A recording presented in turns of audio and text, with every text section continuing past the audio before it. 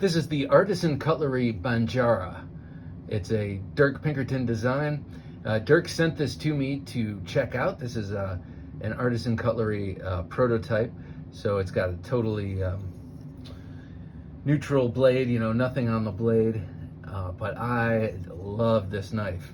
That's the short. It feels so good in hand, and I love the way it looks. I was seeing it all over Blade Show. It was on a lot of giant posters. Artisan Cutlery was one of the sponsors of the show, and so they had very large posters out, and they were definitely featuring this knife, which was being announced and, well, I guess shown off for the first time at Blade Show. And it is cool in typical Dirk Pinkerton form. He's taking a lot of different cultural, historical influences in the design. To me, I see a lot of Persian, Middle Eastern design in this, but it's also being called a clip point.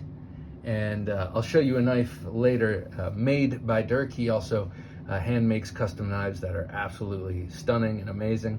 I'll show you one shortly that is also walks that tightrope between clip point and Middle Eastern style blade. But this one, the Artisan Cutlery knife here, the Banjara, is going to be coming, or it comes in S90V blade steel, which is a super premium, high wear resistance, high stain resistant blade, and a blade steel. And it's one of the premium blade steels these days, so definitely this is a premium release from Artisan. You've got the beautiful titanium handle here with all this cool milling. It's very comfortable in hand. I mean, that profile, the handle profile, feels great in hand. And then all of the traction here with this milling just kind of pushes it over the edge and takes the cake. I love the shape of this handle. It really gives you a lot to hold on to. You can, if you come back here a little bit, or if your hands are bigger than mine, it gives you a great peaked pommel to put your thumb over. And this is that kind of a blade. What kind of blade is this? I guess it's an EDC blade, but it would definitely, like most Dirk Pinkerton designs, flex nicely into self-defense or tactical usage. I say tactical. It's not like this is something a soldier is going to want in their pocket, but you know what I mean. Like it veers towards the self-defense, towards the aggressive kind of martial design. I love the big opening. As a matter of fact, I think this, of course, as I mentioned, is a prototype, so I'm not sure how the final one has turned out, but this one, definitely has good flipping action. Actually, even better if you're kind of exerting a little pressure on the lock bar. It sort of crisps it up a little bit, because I believe that this is more set, the detent is more set for reverse flick with that big hole, or even a slow roll, not a slow roll, a thumb flick with the big hole. You can slow roll it if you really keep your hands off of the clip and extend your thumb. So yeah, great flipping action, but also really excellent reverse flicking action. I have not watched anyone else's reviews yet, but now that I have this one out, I will, and I want to see what other people think about the detent on the production versions. A very nice clip that integrates in with the design. I like the shape of it. I even like how it mimics the pommel's contours. What I'm not crazy about here is this. When you turn it this way, the clip, I do wish the clip, and I know you can't do that because of that screw placement, but maybe if that screw were further back or something. I don't like how the clip is angled this way. Here, I'll try and show you. There is the thinnest aspect, but it's going to be in the pocket like this, so it's going to stick up a little bit more than necessary. And I'm not fond of that in khakis. It works fine in jeans for me, but in khaki pants that have the slanted pockets, kind of like that much is coming out. And it's good for grabbing the blade, but I also kind of, when I'm wearing those kind of pants, I'm usually at work and need to be somewhat discreet, though I guess that's kind of a joke. Everyone at work knows my propensity. But still, that's probably my least favorite aspect of this knife, is that part of the clip. But overall, definitely not a deal breaker for me. You've got ceramic caged bearings in the typical fashion, and this, I keep coming back to this. That in the palm is so nice, and it gives you the opportunity, or it gives you a great platform for thrusting, because this nestles nicely in the palm, butts into the palm, and so all that energy is going down your arm if you're going to thrust like this. But also if you're holding the knife like this, say you're carving something, or you have it in that hammer grip, this just feels so good. The way it flares out, kind of like well, lots of knives have that, but I really like the way that flares open. You got a nice finger choil here, good access to the lock bar, something that watching Jared Neve has really gotten me to pay more attention to.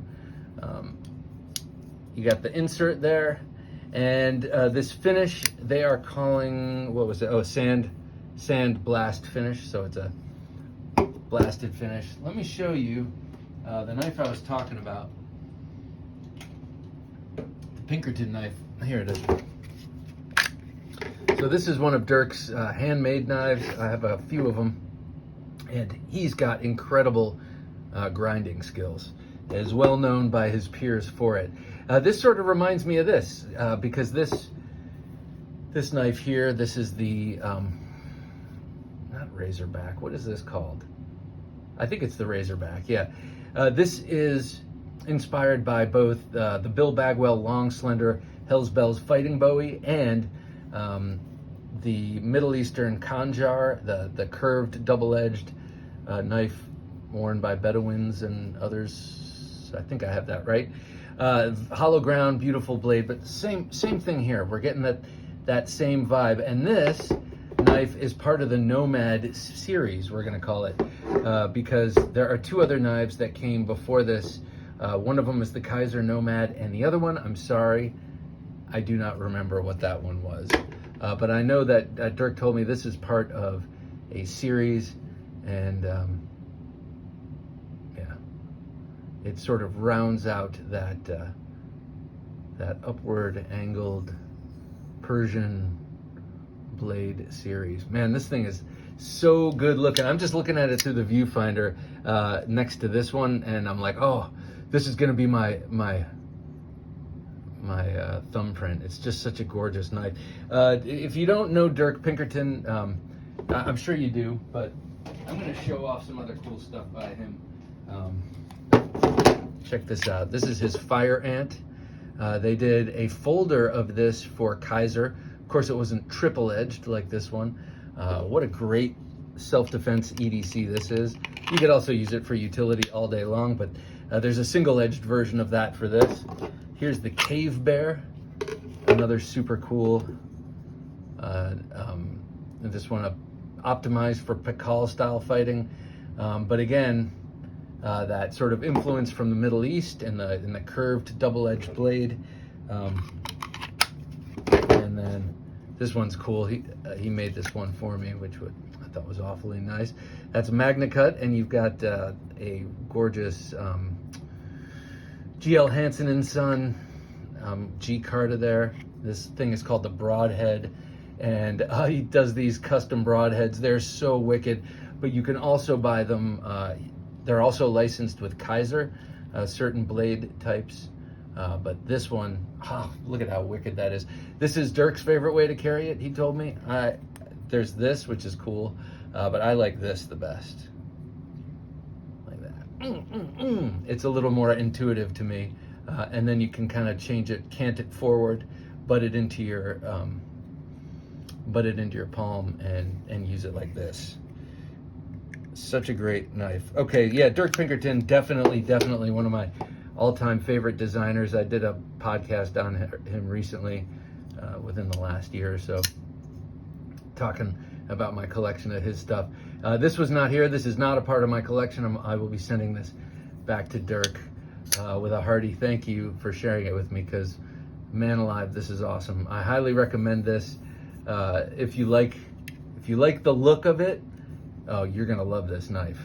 This Artisan is one of those companies, and Dirk Pinkerton is one of those designers.